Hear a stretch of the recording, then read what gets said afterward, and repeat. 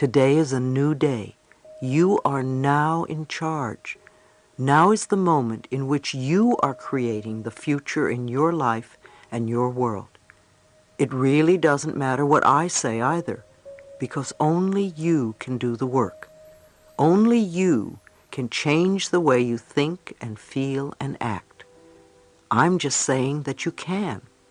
You definitely can, because you have a higher power within you that can help you break free from these patterns if you allow it. You can remind yourself that when you were a little baby, you loved yourself for who you were.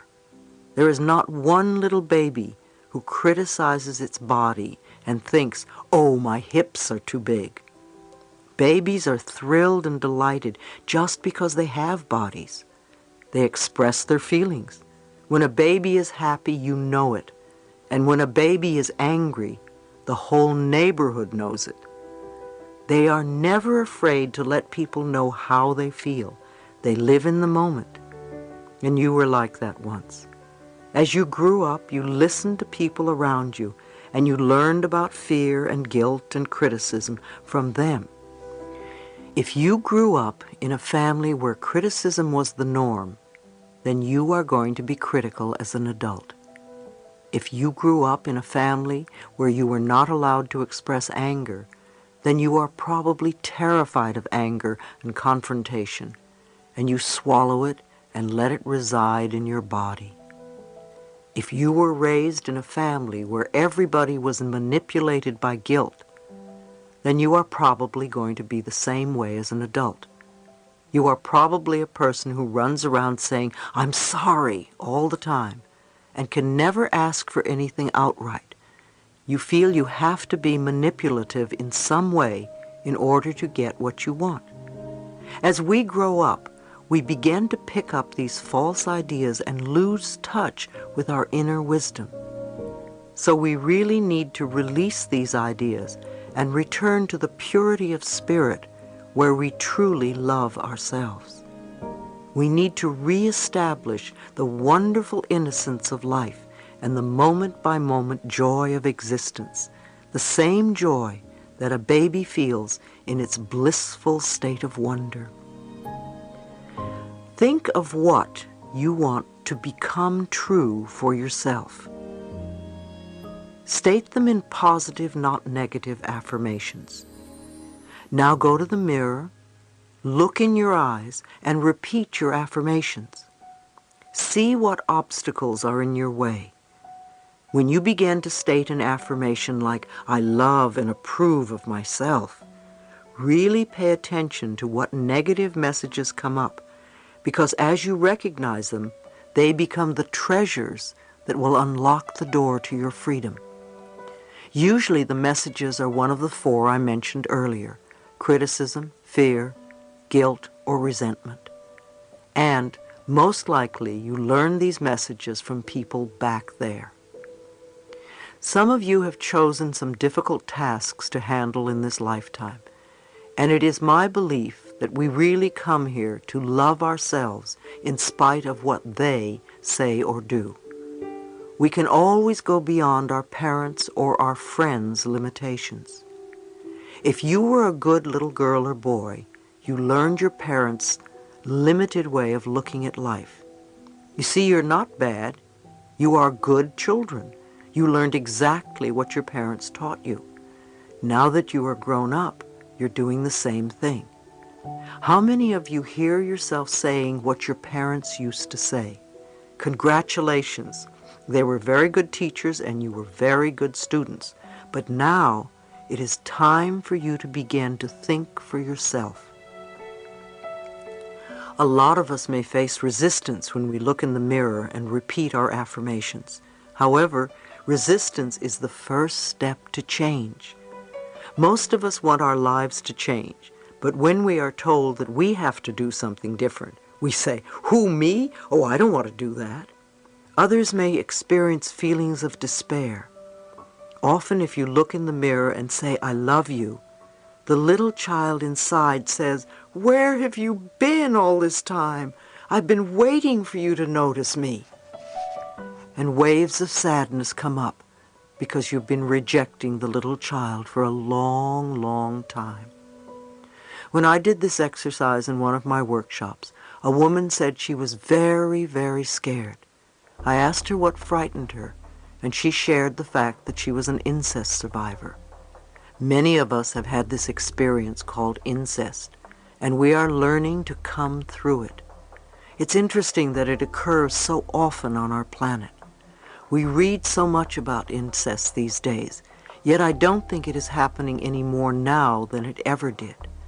We have advanced to a state where we now feel that children have rights, and we are allowing ourselves to see this ugly sore in society.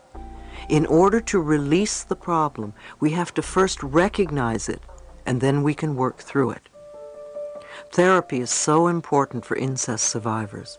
We need a safe space where we can work through these feelings. When we have let the anger and the rage and the shame out, then we can move to the space where we can love ourselves. No matter what we are working on, we want to remember that the feelings that come up are just feelings. We are not in the experience anymore. We need to work on making the inner child feel safe. We want to thank ourselves for having had the courage to survive this experience. Sometimes when we're dealing with an issue such as incest, it's difficult to accept that the other person was doing the best he or she could at the time with the understanding and awareness and knowledge that they had. Acts of violence always come from people who were violated themselves. We all need healing. When we learn to love and cherish who we are, we will no longer harm anyone. Stop all criticism. When we are dealing with criticism, we are usually criticizing ourselves all the time for the same things over and over. When are we going to wake up and learn that criticism doesn't work? Let's try another tactic. Let's approve of ourselves as we are right now.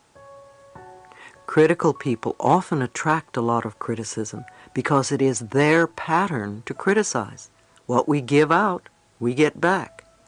They may also need to be perfect at all times. Who's perfect? Have you ever met a perfect person? I haven't. If we complain about another person, we are really complaining about some aspect of ourselves. Everyone is a reflection of us, and what we see in another person, we see in ourselves. Many times we don't want to accept parts of who we are. We abuse ourselves with alcohol or drugs or cigarettes or overeating or whatever. These are ways of beating up on ourselves for not being perfect. But being perfect for who?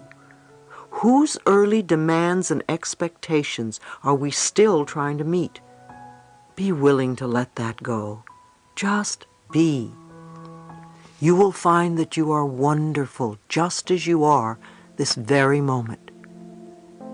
If you have always been a critical person who sees life through very negative eyes, it is going to take time for you to turn yourself around to be more loving and accepting. You will learn to be patient with yourself as you practice letting go of the criticism, which is only a habit, not the reality of your being. Can you imagine how wonderful it would be if we could live our lives without ever being criticized by anyone? We would feel totally at ease, totally comfortable. Every morning would be a wonderful new day because everyone would love you and accept you, and nobody would criticize you or put you down. You can give this happiness to yourself by becoming more accepting of the things that make you unique and special.